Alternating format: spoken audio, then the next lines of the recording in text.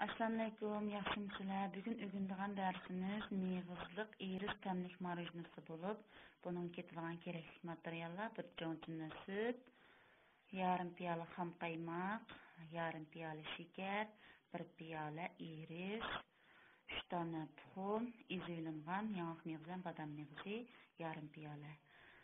Endi tayyorlab olganimiz 3 dona tuxumni javurga chiqib, buni ko'ptirgichda ko'ptiramiz.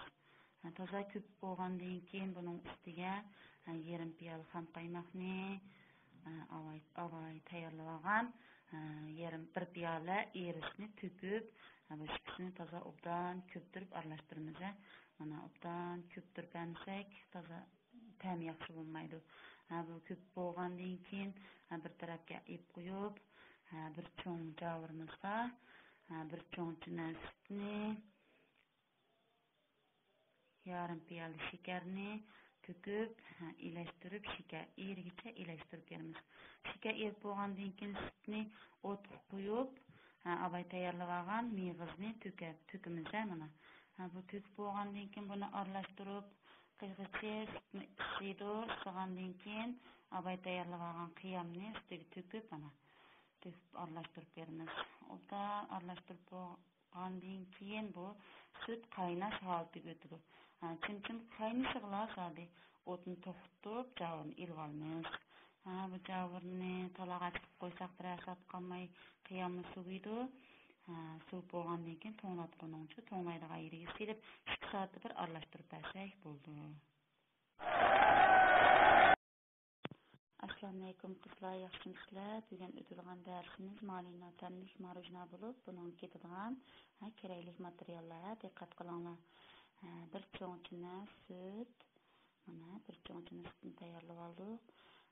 Yarim piyola xam qaymoq, bir piyola malina murabbasi, yarim piyola eris, yarim piyola shakar, mushlar ketadi.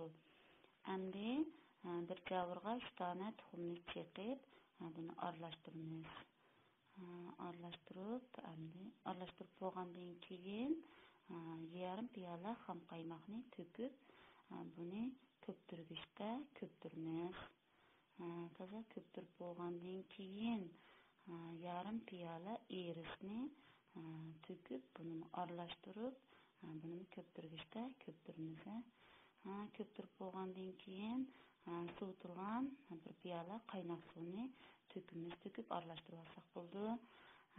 Endi javurga, bir cho'ng javurga bir cho'ngchina sutni to'kib, ondan yarim piyola shakarni to'kib, shakar erigicha aralashtiramiz. Shakar to'liq erib bo'lsin. Erib bo'lgandan keyin mana javurni suz o'tga qo'yib, sut ozroq qizigandan keyin avay tayyorlab olgan qiyomimizni to'kamiz. To'kib bo'lgandan keyin aralashtirib beramiz. Toza aralashtirib bo'lgandan keyin bu sut mana chimchim qaynash holatiga keldi. Chimchim qaynashiga o'tdan ko'rni ilib olamiz. Mana bir piyola malina murabbasiga sovutilgan bir piyola qaynoq suvni to'kib, buni o'tdan ilashtiramiz. O'tdan ilashtirib bo'lgandan keyin avay o'tdan ilib olgan qiyamning ustiga mana to'kib, buni to'kamiz. To'kib bo'lgandan keyin qiyamni o'tdan ilashtirsak, mana bu holatga keldi. Buni talaga chiqib, bir soat to'g'izgandan keyin to'nglatquga silib, to'nglatquda 2 soat to'g'izib ilashtirib, yana to'nglatquga silib, ashunda qayta qilamiz. Buni 6 soatdan 8 soatgacha to'nglatqu to'g'izgandan keyin undan iste'mol qilsak bo'ldi. Assalamualaikum, yaxshimisizlar? Bugun o'tilgan darsimiz asirtam marojnisi. Kerakli materiallar: bir cho'nchina sut, 4 dal tuxum, chaqaylangan 4 dal tuxum, bir piyola shakar, machinlarning o'lchimi, avval ko'rga bir cho'nchina sutni to'kib, ondan mana bir piyola shakarni to'kamiz. Şeker erigiçe aralashtirib beramiz. Şeker to'liq erib bo'lsin. Endi to'rtal tuxumni mana köptürgichda köptürimiz qizlar. Köptürgichda köptürüp mana mahalak ekilimiz. Endi qildig'inimiz mana sutni o'tga qo'yamiz. Sus o'tga qo'yib, ozroq qizishsaqlar bo'ldi. Qizigandan keyin avval tayyorlab olgan tuxumimizni ustiga to'kib aralashtirib beramiz. To'xtamay aralashtirib beramiz.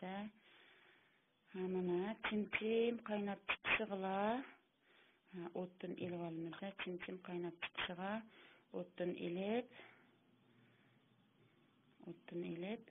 qo'yib olamiz. Bu biraz so'g'andan keyin to'nglaydigan yerga silib 2 soatda bir aralashtirib bersak bo'ldi.